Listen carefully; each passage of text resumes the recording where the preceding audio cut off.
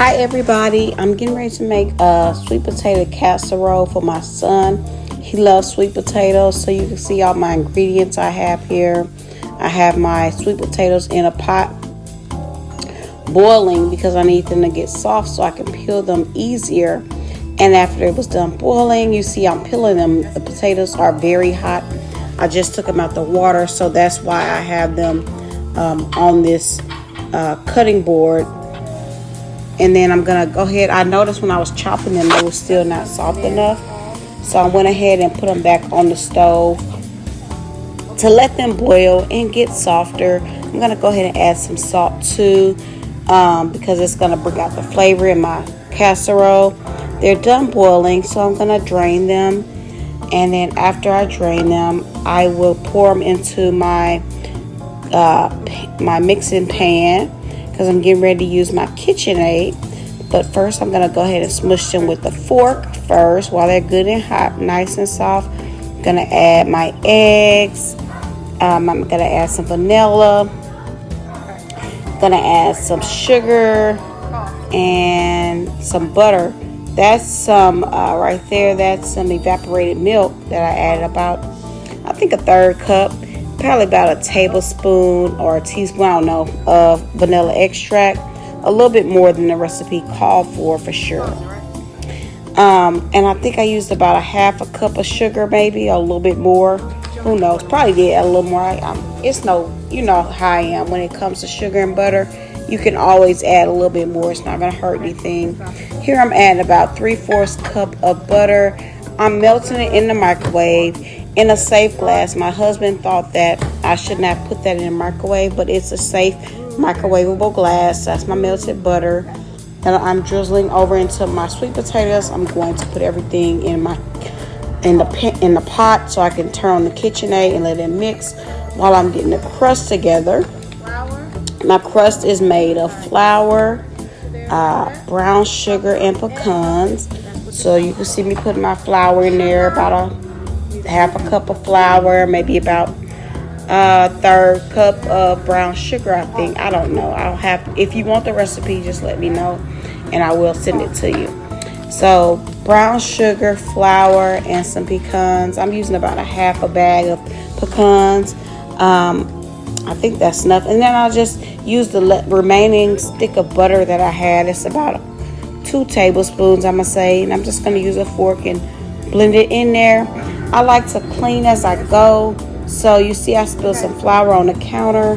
Go ahead and clean that up. Preheat the oven to 350 while I am getting my crust ready. Looks like my mixture is just about done. So I want to scrape everything off the whisk. And then after that, I'm going to pour my mixture into my pan. Now guys, I want to say this. When you start pouring your mixture in the pan, make sure you scrape the sides. You see I'm scraping all the sides off because you don't want to leave all that juicy casserole and you work so hard on the sides. So now I'm pouring it into the pan. As you can see, spreading it out pretty evenly. And then I'm going to go ahead and put my crust on top, my flour, brown sugar, and butter with pecans. I can't do that. So you see I'm spreading it on top and make it even. Time to stick it in the oven. There we go. Slide it on back there. Put the timer on about 30 minutes, I say, and let it cook. And while that's going, I'm going to go ahead and add some water to my shrimp because I want to thaw it out a little bit faster. It's taking a while. Here I am cleaning my KitchenAid off because, like I said, I like to clean as I go. And my KitchenAid got a little casserole on it. So, and I'm wiping my counters down. Here, my husband said I'm spoiling my daughter, but I'm making her some macaroni and cheese. So, of course, I'm going to boil my water, put some salt in there. And then while that's boiling, I want y'all to see my pan back here. Instead of drying it, what I did, I washed that pan out and I just put the fire on and it dries it for me so I don't have to hand dry it. It's just a lazy way to do it. This pan right here is probably going to be used for some broccoli. But you see I'm making her some macaroni, Kraft macaroni and cheese. While everything is preparing, I want to go ahead and pour my fish fry or shrimp fry into a pan. That's what I'm going to dip my shrimp into before I fry it. My water is now boiling, so I'll go ahead and pour my macaroni noodles in there. Let them cook down good and soft al dente. That's the pan for my pot for my broccoli. So I'm adding a little salt there. Let that heat up. The macaroni is done boiling, so I'm going to go ahead and drain that. As you can see, now I'm done, and now I'm going to put the pot back on there. And I use the box macaroni, but I add my own touch to it. Of course, I add the package of cheese that comes with it, but I add extra cheese, extra butter, probably a little extra milk too. It just depends. I think it may be time to take this out. Let me go ahead and give it about 5 more minutes. Put it back in there.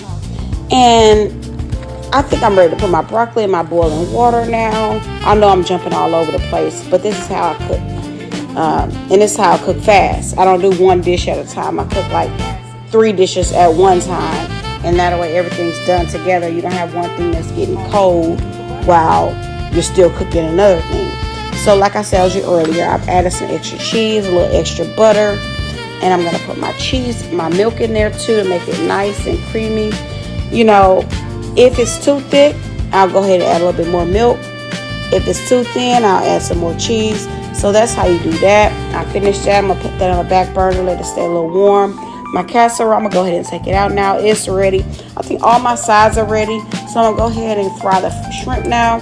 As you can see, that oil is dark brown. That's because it's leftover fish fry.